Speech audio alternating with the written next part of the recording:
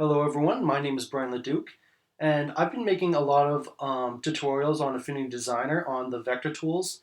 In this video, I'm going to show you how to use the pixel tools, like how to draw a cartoon character, color it, create shading, and how to do all that with the pixel tools. Now, I was planning this video for a year now, but there has been an update in Affinity Designer 1.8. They updated the flood fill tool, so I'm going to show you a little technique here. Now, first, I have different examples here. The first example show you. Let me change the color there. Change the color and bring this up to 18. And so this is a small box. Whoop, gotta connect it. And the way the flood fill tool is, you take the bucket tool, get a color, and you fill it in. It's that simple. Now, with the update on 1.8, I'm going to create two layers under this. One is going to be called outline, and the other is going to be called color.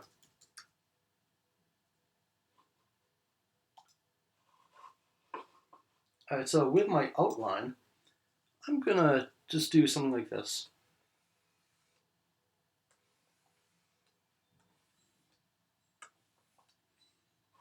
Now I'm going to go on the color layer, and then I'm going to take the flood fill tool, and up here where it says source, it says current layer, which means the fill is going to only fill up the current layer, which is color. So I'm going to change this and have it say layers below. Now I'm going to take my color and I'm going to fill it up. But if you look carefully, see how there's a little bit of gap space there? So I'm going to undo this and I'm going to change the tolerance, go really high up here. Now I'm going to do it. And now let's see. Okay, it looks better. It's kind of pixelated. So what I'm going to do now, I'm going to take the outline layer, bring it above, and now it looks better. So when you're first starting to use the fill tool, you should have the outline layer, you should have the color layer above the outline layer. And then once you're done making the colors, then just change the order afterwards. Because if you come from a program like Krita, for example, then it's usually artists usually have the color below the outline layer because the outline layer is what creates the boundaries. Now I'm gonna make another example here under example 2. So I'm gonna take outline. There, that's one line. Make another. Make another layer. Make another layer. Okay. Now made another layer, and now this is going to be the color.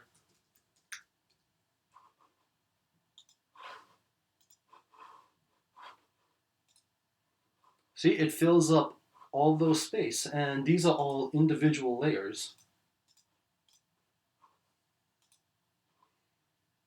Okay, so I drew a cartoon character, and we're going to color her in. Now, if you don't know how to draw cartoon characters, this isn't really a tutorial on how to draw, but I'm going to show you what it is that I did do. This is an older drawing, so I'm going to just delete this vector drawing layer, and I'm going to expand this layer so I can show you the drawing process. Okay, so this is what I did first. I just drew a head with this shape and then a line here. And if you look carefully, I just made the line like stop here, go down, stop, and come down like that. And then the next step was, let's see, I had different lines shoot through. So I said, okay, this is going to be the shoulder line right here. This is going to be the hip line. And this is going to be kind of in between. So I don't just connect these two, but have it kind of more body structured. Then did that. So the step in between, let's see. put like lines here, so showing that the arm is going to be like in this space here coming down. And when I connected the legs, see how I left some space? I didn't actually connect these lines to the hip line because this area is going to be the pelvis. And then here, I filled in this space in between this and this, in between this block, and then in between this block. And now and then the next step, I connected the lines here, but made it look more body-like. And now I have the legs, and with the legs, they're going to come down, touch this point, and then come out, come down, touch this point, and come out. And then with the arms, and now over here, like no one's top of their body is this flat, so I had to have a little bit of necklines. See how it comes up and then down like that? It slopes up first before going directly up. And now this is the actual pixel layer I have after. So I remove this. So this is an old deleted version of the character Allie. I decided that I don't want to have her feet like that, and I don't want to have her bangs like that, and the hair is supposed to be covering her eyes a little more. So this is what we're going to be coloring in.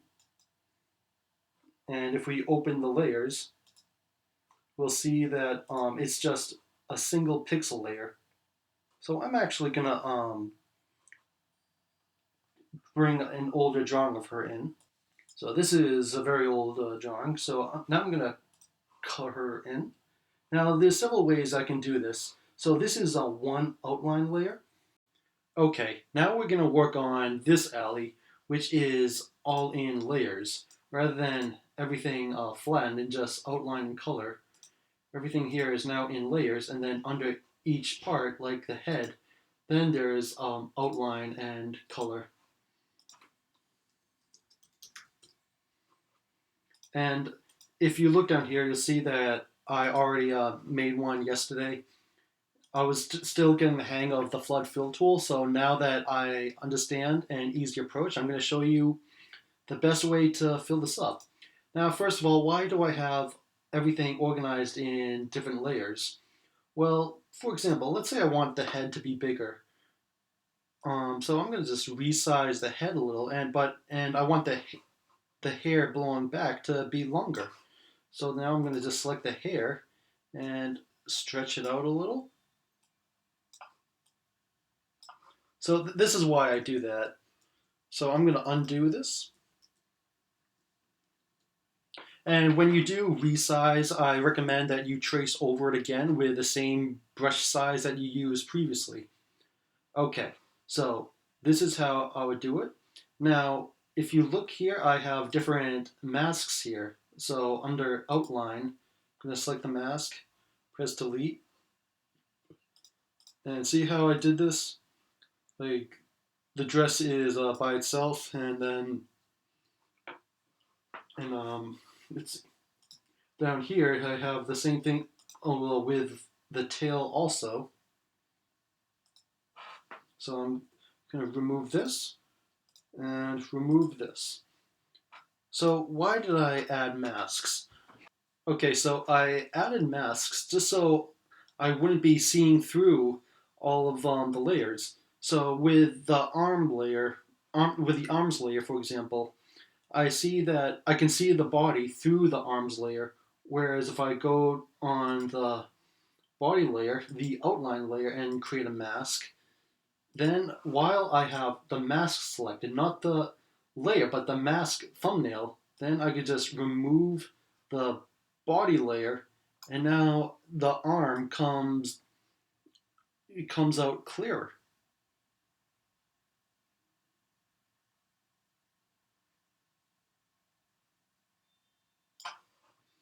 Alright, so I'm gonna undo that. That's why I had masks. This was before the flood fill tool updated.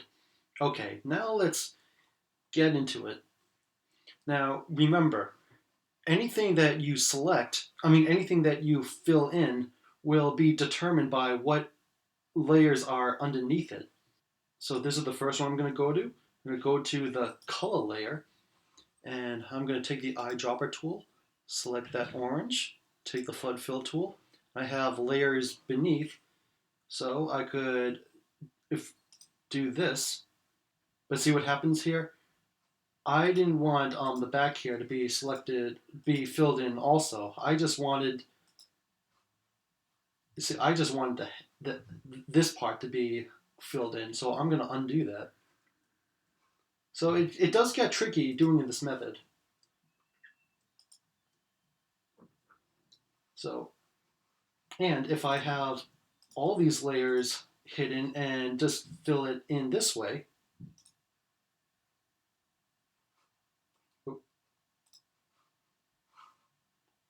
oh, so I'm going to just do this.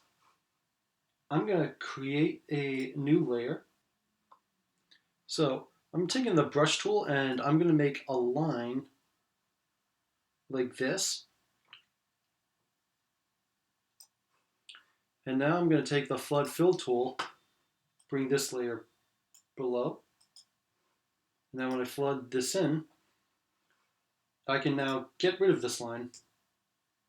But now this is the problem. If I have all these layers showing, see, this isn't the result I wanted. So I'm going to undo this. And I'm just showing you what happens if you approach this a certain way. It can be it can all be very tricky. So I'm going to have this layer show, and let's see. No, you know what? Okay, so it's just this layer. So I'm going to do this.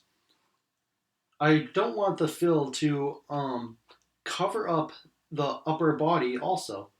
So I'm going to do the same thing that I did. All right, so just for a second, I'm going to show the arms layer.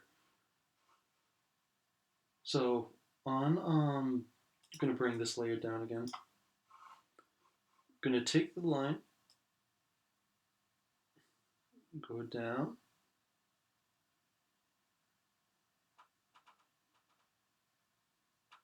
All right, and I'm going to stop right here.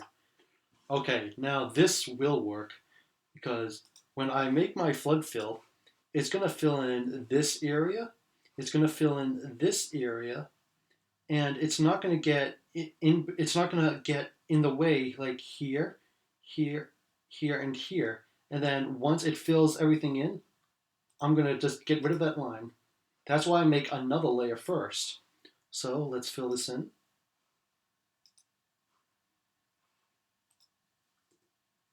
There, it worked. And this is how we're going to make our color. Okay, now let's go on to the next layer. All right, now let's look at this. Like I showed you in that mask example, in this case, we don't need to make a mask. That's just for when you're still doing the line work. But when you're filling the color, you won't need it at all. So I'm going to actually, I'm actually going to hide all these layers. Well, just those two, actually. So this is easy, and I want this to go back on boxes. I don't know why that keeps changing. Alright, so it doesn't look like I need to make another layer here. So I'm going to fill in her shirt sleeve as white. And take her beige skin. Now see here how it didn't fill in? If I try doing that, then that happens. So instead, I'm going to take the brush tool and just fill in the gap. And fill it in right there also. And just bring this down below. Okay, we're done with that. Oh, hold on. This needs to go above. Now, do you think it'll get in the way of the arm? No, it won't, because the arm is above. I'm gonna color in her face. So this is for when I do clipping later on. So if I'm gonna, let's say I take the pen tool for example, I might use either the pen tool or the brush or a pixel brush tool. So when I take either of those tools and have some shading here, when I come here, it will get into the hair as well, but I want each pixel layer to be clipped separately. So that's why I'm separating them. All right, and now I'm going to do the same with the arm. So I want the white and beige to not be on the same layer because they're too close together. Cut, paste. And I have, you know, I need to bring this outline back up. Forgot to do that. Okay, now for the tail, I'm actually gonna hide the lower dress for now, and I'm also gonna hide the legs. So in this, did have this shape closed, so it's okay to just make the shape like that, to fill it in just like that.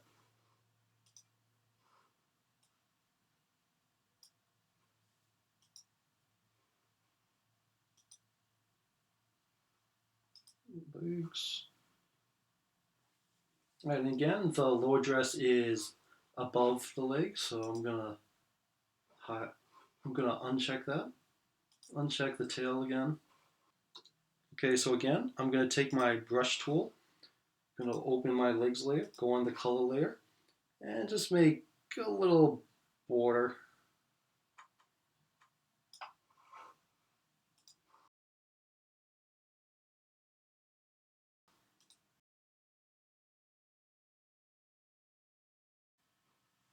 Okay, so we colored in our character. Now we're gonna add, well, before we do shading, I'm gonna put those stripes on her. So this is what I'm gonna do. I'm gonna use vector objects clipped inside pixel layers for a change. Because that way, if I need to update them or change the color of stripes or something, I can. So bring the stroke size up.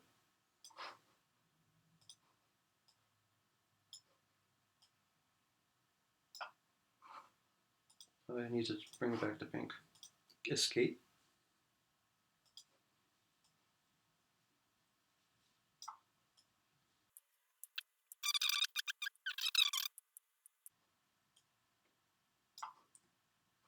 Okay, it's looking good. All right, now make the stripes down here. Now, right here, see how the dress folds up? I want to kind of make it that believable. So I want to do that a little. Oh, and I see that there's a little bit of a mistake I made. So there's this color here. So before I do that,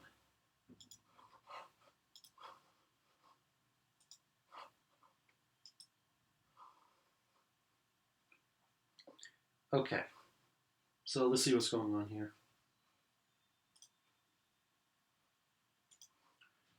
I'm not sure what's going on here, but I have color here, and I'm going to just bring this back. I'm not entirely sure what that means because there's no mask there. All right, I'm not sure what's going on there, so I'm going to just cut all these out. I'm going to fill this in another color so I can see what's going on. I'm going to take my brush size, and here I have Protect Alpha on, so it will only fill in what is colored here.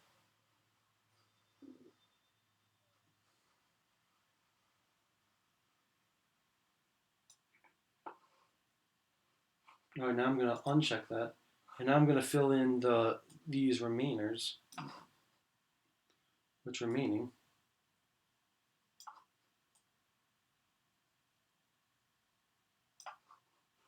Well, that went a little too far.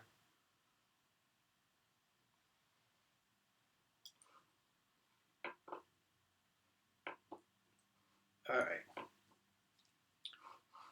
Now I'm gonna bring it back to white.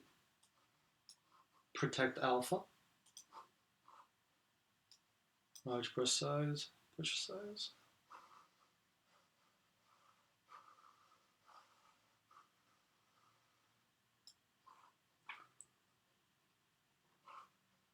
Bring that below. Insert inside. Paste. There we go. Now there is something I forgot. I'm going to actually have this part of our dress, the color of this part of the dress be on a different layer.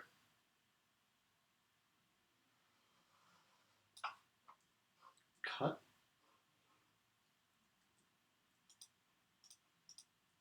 Paste. So now I'm going to, with that selected, take the pen tool, do this. But I'll need to change, and I'll change the color right after. Cut.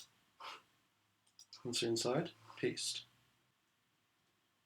And I can't do it here, but I think the update I made on the character Angie, who also has a striped shirt, there's like a seam here, so when I make the stripes have it, because it was like confusing in the past. It's because she could put her arms up and the stripes are not the same as these stripes over here. Like over here. Okay, it's looking really good. Alright, now the final part is the shading.